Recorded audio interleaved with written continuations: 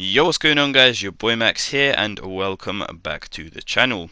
Now in this video I'll be showing you how to prepare for tournaments in Fortnite, and I'll just be helping you pretty much prepare for any upcoming Fortnite events or tournaments so that you guys are able to do as well as you possibly can and maybe even get your hands on some cash prizes. And let me just quickly mention that the gameplay in the background isn't from me, it is from Benji Fishy, and the reason for that is because I haven't been enjoying the recent Fortnite season as much as I want to. So I've decided to pretty much take a break from Fortnite for a little while, but I'm still here to pump out the content for you guys, and I do hope you enjoy the video. So let's talk about two main topics. First of all, I'm going to be talking about what you can do before the tournament starts. So, the preparation you can do weeks or days in advance for the actual cup or tournament that is coming up. And I'm also going to be talking about what you can do on the day of the tournament to get the best possible results. And let's start off with what you can do before the tournament actually starts. So the first thing you're gonna have to do is practice scrims as often as you can. And there's a bunch of discords out there for different platforms and regions, so it shouldn't be hard to find some Discord for you if you haven't already. There's a ton of them out there, as I've said, and maybe even look some up on YouTube. There should be a ton, and I'll probably end up making a how to join Discord's tutorial myself soon, but we'll see about that. But anyways, when you are in the scrims, you're either going to be playing solos or playing duos, trios, or squads with your teammates. So do make sure that the tournament game mode is what you actually practice. So say the tournament is for duos, make sure to practice with your duos teammate, and practice duos basically. So yeah, I hope that makes sense, and let's talk about the next thing, which is going to be make sure that you have a good landing spot.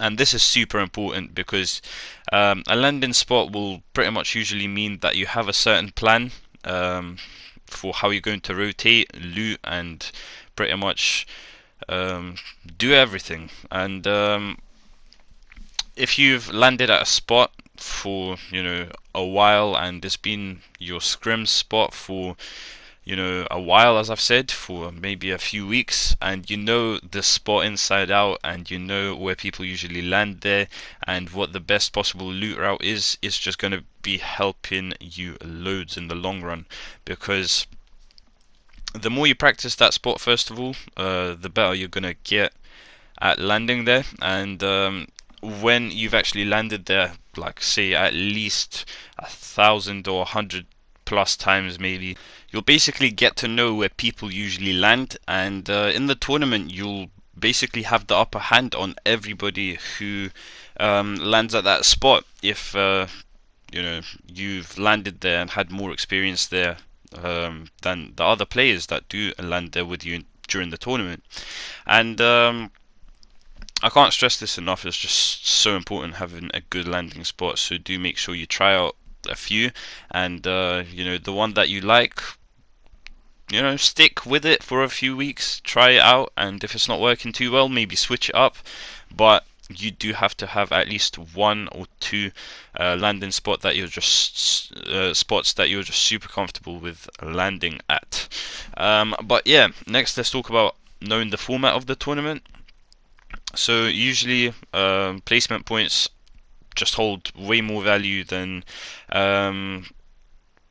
elimination points, because eliminations only give you 1 point per elimination, and with placement, if you end up winning the whole game, then you would usually get at least like 13 to 15 points, and when you do win a game, you're more than likely to pick up a few kills along the way. Maybe 5 or 6 is something that the average player would get if they win a game in a tourney. So do make sure that you guys focus on placement points first of all. But if there is a tournament in the future that focuses on eliminations more than placement, then of course, adjust to the format and go for the kills instead of placement.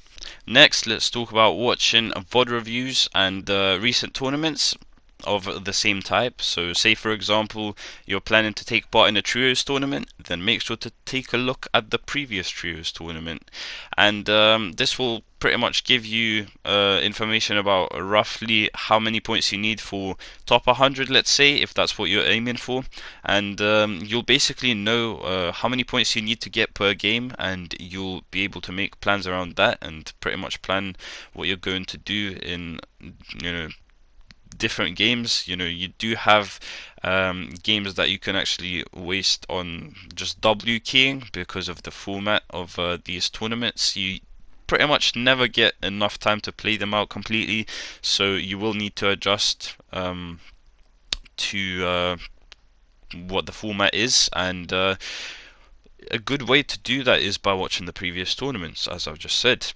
But the final tip that you will just need to, you know, implement before taking part in the tourney is getting a good night's sleep.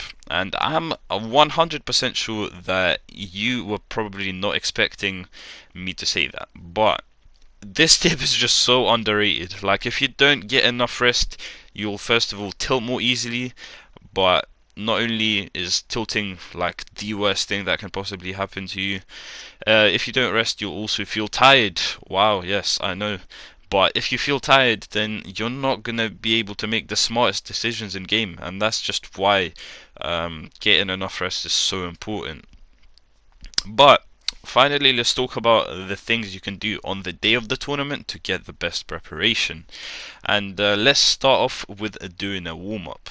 So you may want to free build for like a solid half an hour to an hour period, and then 1v1 somebody that you know is of a similar skill level or better than you to get the best practice in. And this will just help you get your shot on and help you get used to other mechanics like your editing and building, because I know that when you come on, you just feel so rusty just because your hand isn't used to the movement that you're going to be doing with the mouse, and you know, over time it adjusts to it. So do make sure that you spend an hour or two, or maybe even three, just practicing with your friends or by yourself in creative. Might want to do some, you know, edit courses or aim courses, or play something like box fights or turtle wars with your friends as well. That's just super useful.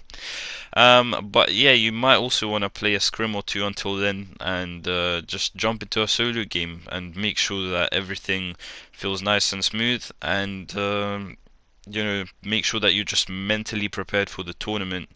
And you'll also need to calm down if you are, you know, panicking, because maybe it's like, you know, your first tournament or something, or you have a feeling that you're good enough and you may actually win cash prizes. So yeah, do make sure that you just chill out before the tournament, and make sure that you got the nerves of steel, so that you don't panic throughout the tournament and just stay calm, cool and collected. But yeah, that pretty much wraps up the video, and I do hope that you guys have enjoyed, and I hope this has helped. If that's the case, then make sure to leave a like on the video and subscribe to the channel with notifications on to never miss another upload from me ever again. And most importantly, make sure to use the code MAXGamer7 in the Fortnite item store if you would like to support me and the channel at no extra costs. But yeah, that wraps it up, and I will see you guys in the next one. Peace.